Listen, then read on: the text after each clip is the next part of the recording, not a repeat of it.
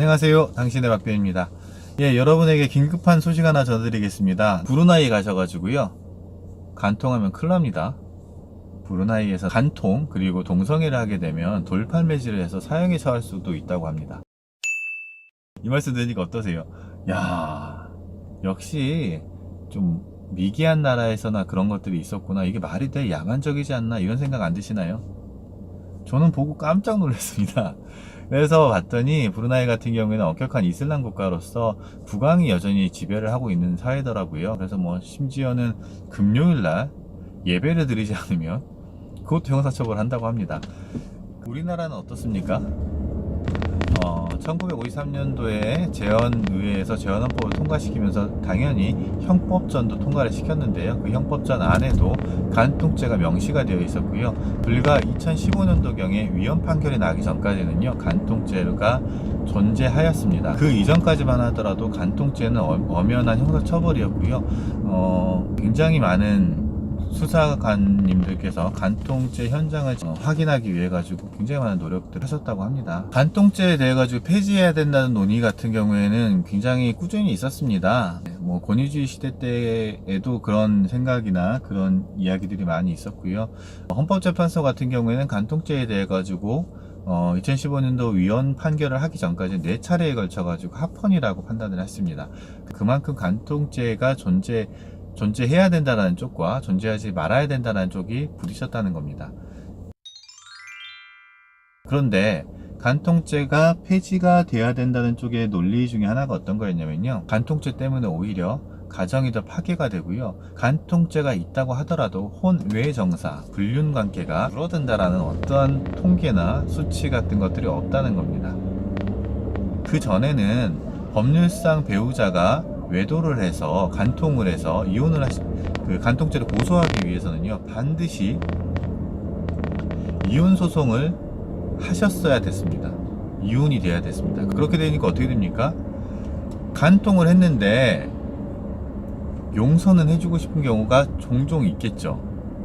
많지는 않겠지만 그런 경우도 있습니다. 가정생활을 유지를 해야 되니까. 그런데 간통죄가 있고 이 사람을 처벌하는 경우에 남편을 처벌하던가 아니면 상간남 또는 상간녀를 처벌하기 위해 가지고는요, 반드시 이혼 소송을 해야 되니까 오히려 이혼이 더 늘어난다는 논리였어요.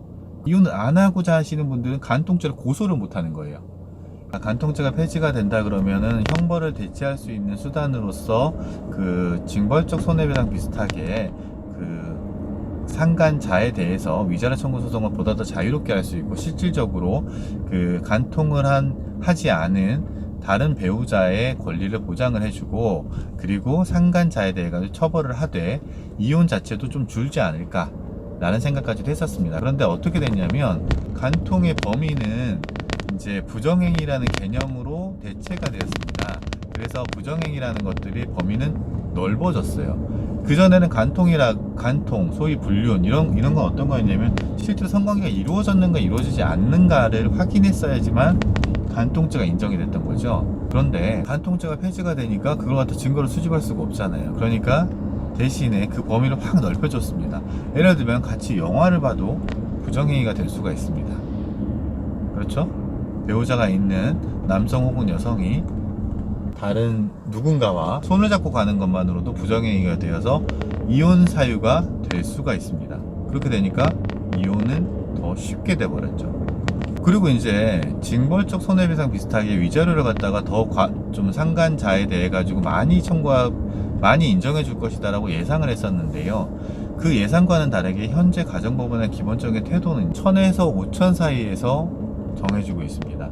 이런 거죠. 이혼은 더 쉽게 돼버렸고요, 상간자에 대한 처벌은 더 가벼워졌고요, 징벌적 손해배상을 기대를 했었는데 그것조차도 종전과 거의 유사하게 판결이 나오고 있습니다.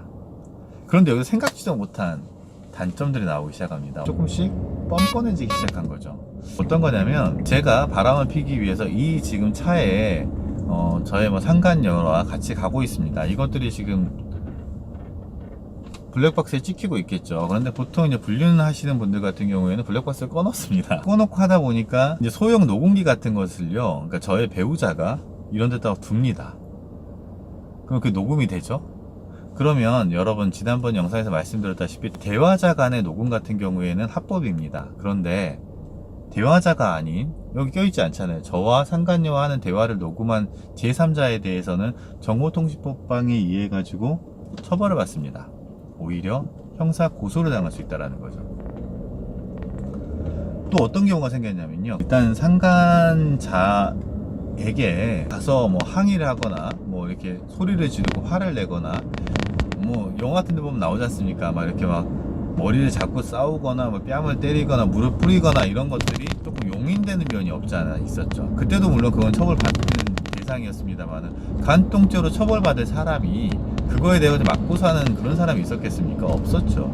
근데 이제 어떻게 됐는지 아십니까? 예를 들어서 제가 바람핀 상간녀가 있는데, 그 상간녀에게 저희 법률상 배우자가 이제 가가지고 소리 지르고 너무 화가 나니까, 인간적으로 이해가 가죠? 너무 화가 나니까 야 이거 하면서 이제 막 직장 가가지고 막 드립도 없고 막 그래요.